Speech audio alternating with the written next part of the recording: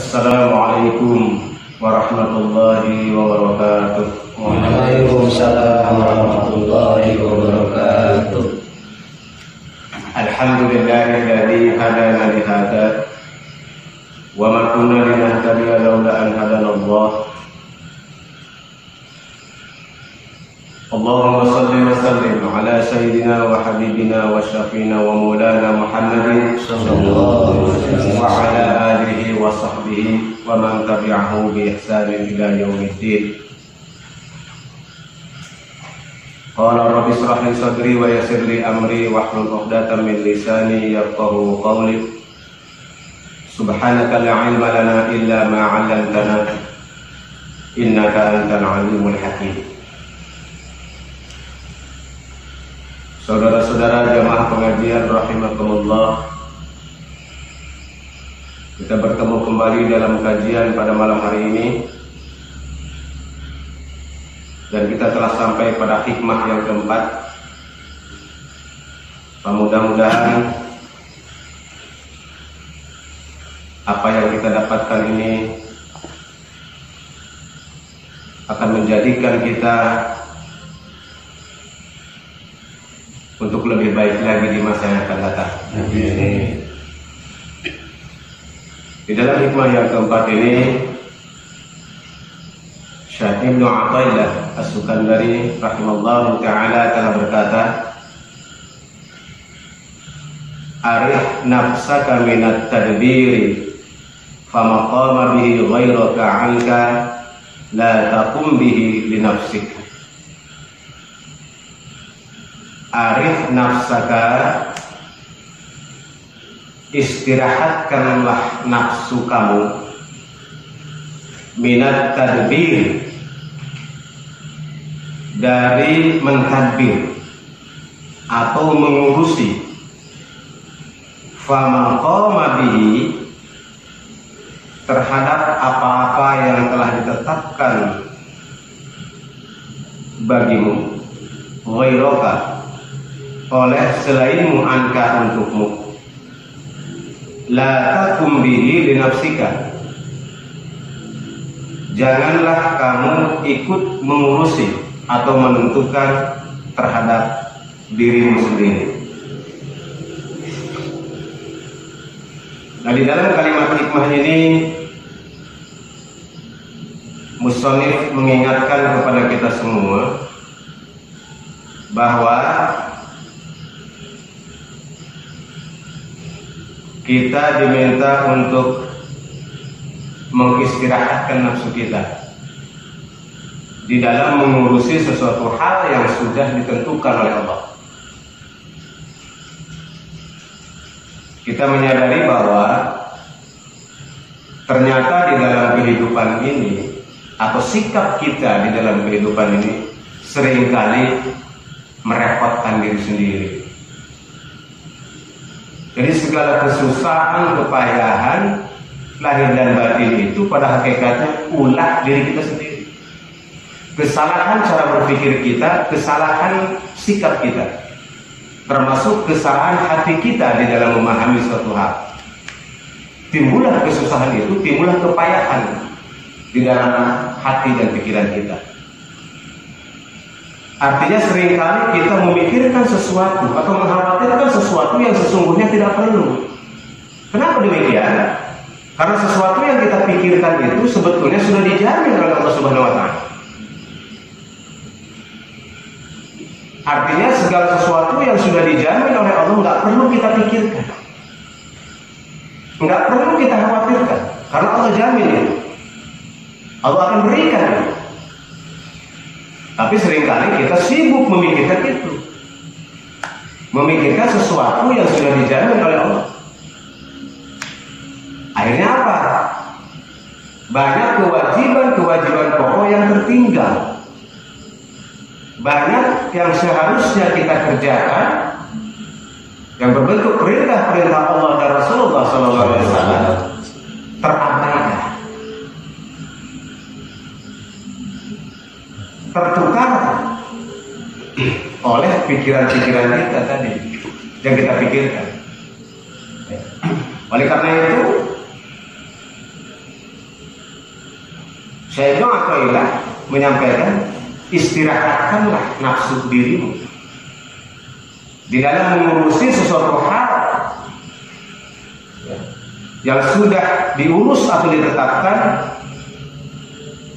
oleh selain kamu, dalam hal ini Allah. Angkat untuk dirimu. Jadi kita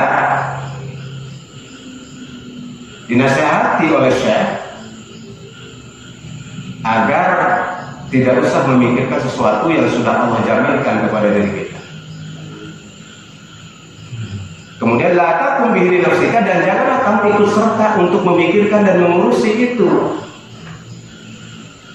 yang sudah dipastikan oleh Allah kepada diri kita. Kenapa demikian? Karena kalau itu sudah dikadarkan oleh Allah, sudah ditentukan oleh Allah, maka kita tidak bisa menambah dan tidak bisa mengurangi. Jadi berkaitan dengan hikmah yang ketiga, yaitu sawabiqul himami la tafriqu aswarul aqdam, bahwa kekerasan keinginanmu, himamu, cita-citamu yang diibaratkan dengan lari kencangnya seekor kuda, itu tidak bisa mendobrak takdir dari Allah Subhanahu wa taala. Oleh karena itu, maka istirahatkanlah hati dan pikiran kita untuk memikirkan itu, untuk mengurusi apa yang sudah dijaminkan oleh Allah kepada diri kita. Ya. Tetapi urusilah hal-hal yang ditugaskan, yang diwajibkan kepada kita. Itu jauh lebih penting. Jauh lebih penting. Apa tugas kita hidup di dalam dunia? Apa kewajiban kita terhadap Allah Subhanahu wa taala? Apa hak-hak Allah yang harus kita tunaikan? Itu yang lebih penting. Seringkali kita hanya memikirkan tentang hak diri kita, tapi hak-hak Allah tidak pernah kita perhatikan atau terabaikan. Sehingga dengan demikian, seringkali kita disibukkan oleh pikiran-pikiran yang tidak perlu, oleh prasangka-prasangka yang salah, oleh pikiran-pikiran yang sebetulnya belum tentu terjadi. Kita memikirkan masa depan yang belum tentu terjadi. Kita mengkhawatirkan masa depan yang belum tentu terjadi. Padahal semuanya itu sudah berada dalam jaminan Allah Subhanahu wa taala. Dengan syarat, dengan catatan, penuhi hak-hak Allah. Penuhi hak-hak Allah. Tunaikan kewajiban-kewajiban kita sebagai makhluk di muka bumi ini, sebagai khalifah fil ardh, maka Allah akan jaminkan. Allah akan jamin kehidupan kita.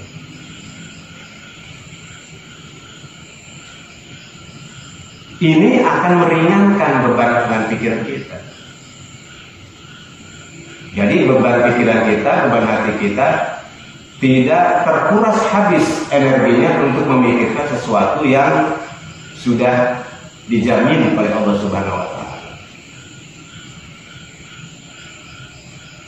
Karena energinya sudah habis, sudah terkuras, sehingga banyak tugas-tugas kewajiban kita sebagai khalifah fil ardh, sebagai hamba Allah yang terabaikan.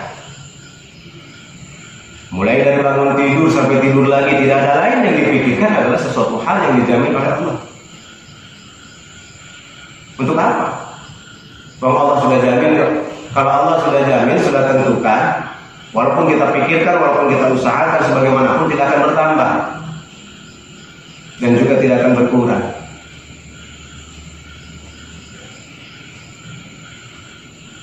Nah, di dalam hal ini, tuntunan yang benar seperti apa? Artinya ketika ikhtiar, ketika usaha, ketika memikirkan sesuatu, tetaplah kaitkan dengan Allah. Ini kembali kepada hikmah-hikmah sebelumnya. Jadi jangan lepas untuk bertawakal kepada Allah Subhanahu wa ta'ala. Dalam bahasa yang mudah, kita ini hanya wajib ikhtiar, kita ini hanya wajib usaha, tetapi tidak wajib hasil.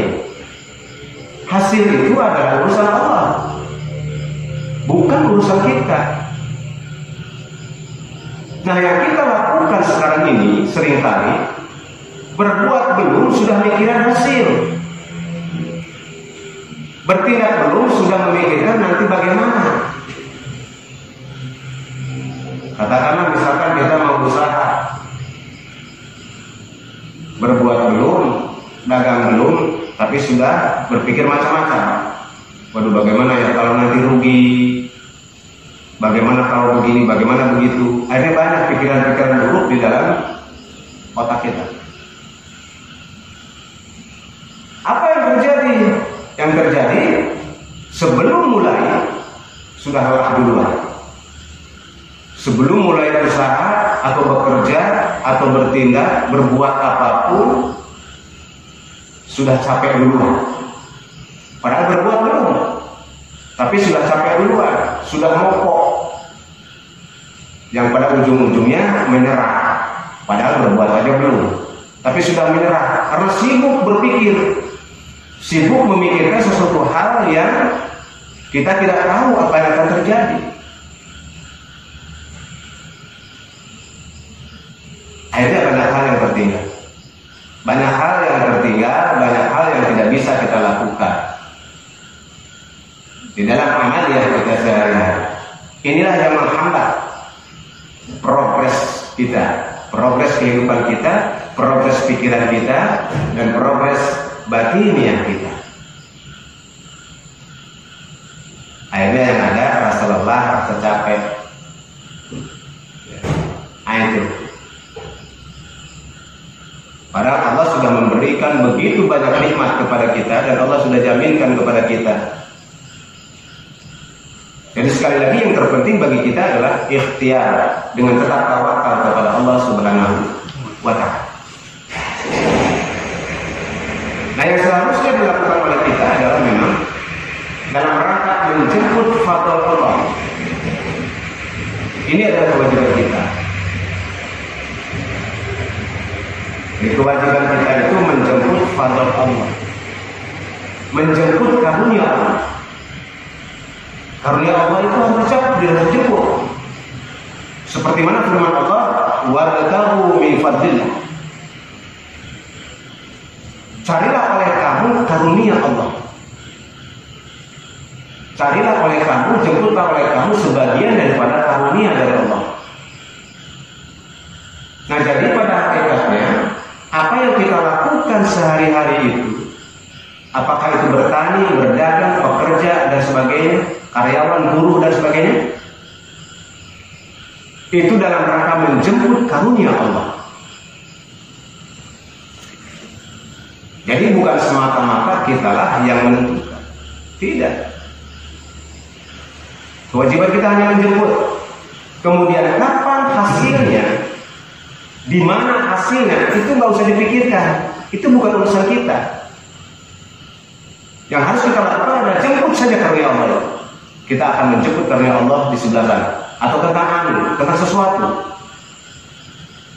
Fa idza azamta fatawakkal 'ala Allah. Apabila kita sudah berniat terhadap sesuatu, bertawakallah kepada Allah tentang hasilnya.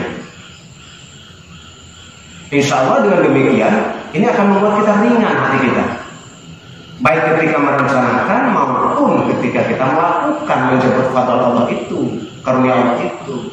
Ini membuat kita ringan hati kita, tidak merasa beban, tidak merasa berat. Yang membuat merasa beban dan berat dalam hati dan pikiran itu karena belum apa-apa, sudah banyak pikiran yang masuk, sudah banyak yang kita pikirkan.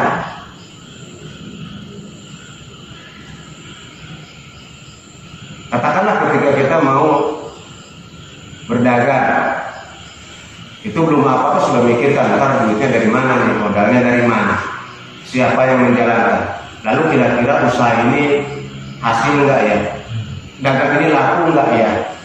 Banyak sekali tuh yang masuk dalam pikiran. Akhirnya nggak bisa tidur, capek mikirin. Lama-lama karena capek, lelah, udahlah nggak jadi, takut gagal. Akhirnya nggak jadi, nggak bertindak. Itulah yang seringkali energi kita terkuras habis oleh hal-hal seperti itu. Padahal seharusnya yang kita lakukan adalah tadi, ya, berbuat saja, lakukan saja. Urusan bagaimana nanti di depan hasilnya seperti apa, kapan kabulnya dan sebagainya. Kemudian hasilnya itu apakah besar, apakah kecil, apakah sedang dan sebagainya, itu bukan urusan kita. Karena seringkali apa yang sudah kita prediksi, yang sudah kita perhitungkan dengan matang pun seringkali meleset. Bahayanya apa? Apabila kita terlalu fokus memikirkan sesuatu yang sudah dijamin Allah, ketika terjadi kegagalan, maka timbul kecewa yang sangat di situ. Dia akan berpikir, saya kan sudah berusaha untuk merencanakan ini, perhitungan saya sudah matang, konsep saya sudah jelas, kok gagal? Apa sih yang membuat gagal? Mulai berpikir lagi tuh, dia mencari-cari apa yang penyebab kegagalannya. Biasanya seringkali lebih kepada mengoreksi di luar daripada mengoreksi diri sendiri. Padahal kesalahan itu sebagian besar ada pada diri kita, tapi seringkali kita mencari kesalahan itu pada orang lain. Lebih capek lagi ya, lebih capek lagi. Karena tadi di dalam ikhtiar itu seringkali kita melupakan Allah Subhanahu wa Ta'ala, bahwa sesungguhnya ya, apa yang terjadi itu kudrat iroda dari Allah, dan Allah sudah takdirkan itu semua pada saat dan tempat yang tepat, bukan pada saat dan tempat yang kita inginkan. Nah, bagi orang yang beriman, bukan sekedar itu. Artinya segala halnya perjalanan kehidupan kita itu bukan sekedar mengejar keuntungan duniawi. Tidak. Ini yang akan membuat kita menjadi lebih tenang. Ada keuntungan-keuntungan ukhrawi dalam setiap usaha kita untuk mencari atau menjemput fadl Allah tadi. Bagi orang yang bertauhid, meyakini bahwa mulai dari niat merencanakan dan melaksanakan ikhtiar itu dalam rangka menjemput fadl Allah itu, di dalamnya sudah terdapat karunia Allah yang lain yang berbentuk pahala, yang berbentuk kebaikan. Itu belum hasil, yang kita tuju belum hasil. Tapi di dalam proses, apabila niat kita benar, cara kita benar, dalam rangka menuju kepada Allah untuk mencari ridha Allah, di dalam proses kita sudah mendapat nilai dan keuntungan ukhrawi tentunya. Karena ketika ikhtiar, pasti kita akan menggunakan pikiran kita, menggunakan tenaga kita, mungkin menggunakan harta kita. Nah, pada saat proses itu, apabila dilakukan dengan lillah, maka Allah catat sebagai sebuah amal soleh. Sudah dapat nilai di situ.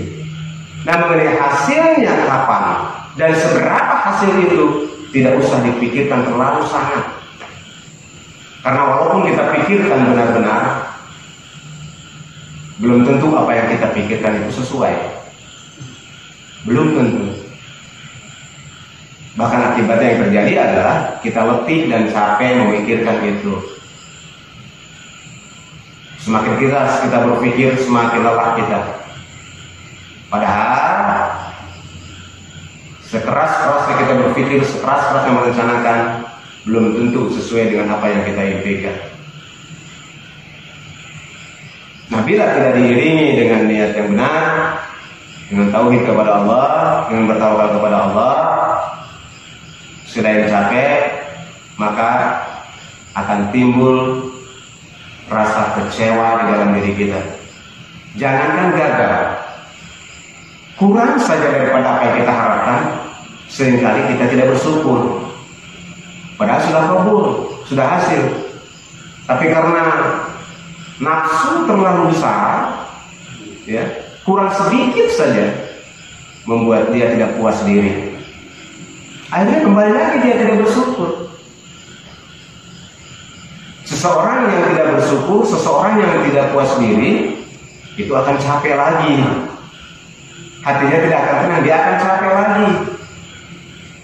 Ya, akan capek lagi. Katakanlah seorang petani misalkan, dia sudah menggarap sawah 1 hektar.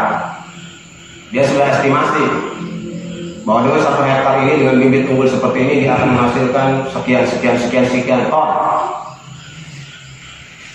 Ya, sekian ton. Dia sudah menggunakan pupuk dan sebagainya. Di dalam perjalanannya qadarullah timbul ada hama. Siapa yang bisa memprediksi hama? Atau tiba-tiba ada hujan besar kemudian timbul banjir. Siapa yang bisa memprediksi banjir? Akhirnya apa yang direncanakan gagal. Nah itulah qadar. Itulah. Oleh karena itu, langkah yang terbaik adalah kembali lagi, jangan lupa bertawakal kepada Allah, pasrahkan semuanya kepada Allah dan senantiasa memohon pertolongan, perlindungan kepada Allah Subhanahu wa taala. Di dalam setiap ikhtiar dan langkah hidup kita, apapun bentuknya, di seluruh aspek kehidupan. Di seluruh aspek kehidupan. Ya, siapapun dia dan dimanapun berada, sebaiknya demikian. Jangan lupakan Allah di dalam setiap langkah kita, agar kita selamat. Di dalam langkah kita selamat, di dunia selamat, lebih-lebih lagi di akhirat nanti. Amin. Apabila ini bisa dilakukan, insya Allah dia senantiasa beruntung. Jangankan ketika berhasil ikhtiarnya, ketika gagal saja dia tetap beruntung. Dia tetap beruntung. Gagal saja beruntung, apalagi berhasil ikhtiarnya. Kenapa demikian dikatakan beruntung? Harus yakin bahwa kegagalan itu bukan merupakan pembatalan doa atau tidak kabulnya ikhtiar, bukan.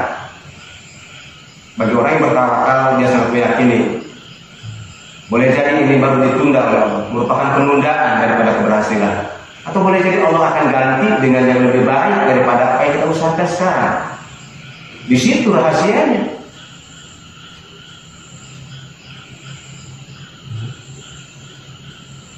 Dan yang terpenting adalah tadi, bahwa apapun yang kita lakukan dalam rangka mencari ridha Allah Subhanahu wa taala, mardhatillah. Ini yang terpenting. Ikhtiar apapun, di bidang apapun, yang dicari adalah ridha Allah. Bila sudah mendapatkan ridha Allah, maka itu seberuntung-untungnya manusia, baik di dunia maupun di akhirat. Nah itulah saudara-saudara sekalian. Ini merupakan hikmah yang sangat penting untuk menuntun batin kita, sehingga paling tidak kita bisa mengontrol diri kita untuk tidak cepat-cepat putus asa, tidak cepat-cepat kecewa, dan juga tidak terburu nafsu untuk menggapai sesuatu yang diperhitungkan dengan akal dan pikiran kita. Sehebat apapun akal pikiran manusia, ilmu manusia amat sangat terbatas.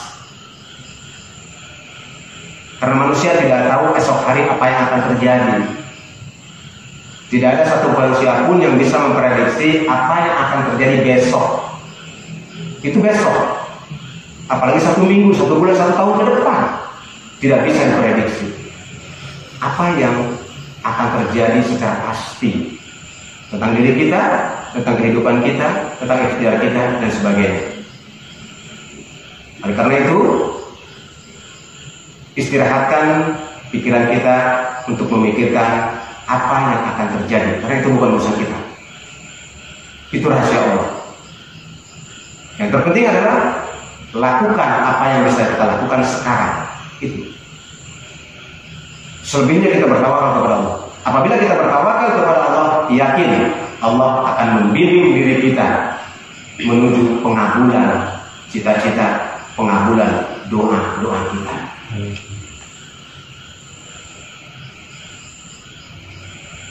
Dan itulah saudara-saudara sekalian, secara singkat hikmah yang keempat ini, mudah-mudahan ini akan menimbulkan inspirasi baru bagi kita tentang bagaimana kita cara berpikir, bagaimana cara bertindak dan bersikap, sehingga kita tidak menghabiskan waktu dan pikiran kita, termasuk tenaga kita, untuk hal-hal yang tidak perlu. Dengan demikian kita punya banyak waktu, punya banyak tenaga untuk melakukan ibadah dan amal-amal soleh yang lain sebagai bekal untuk di kehidupan yang kekal abadi di akhirat nanti. Terima kasih atas segala perhatiannya. Mudah-mudahan ada manfaatnya dalam pertemuan yang singkat ini. Alhamdulillah wa yakum ajma'in.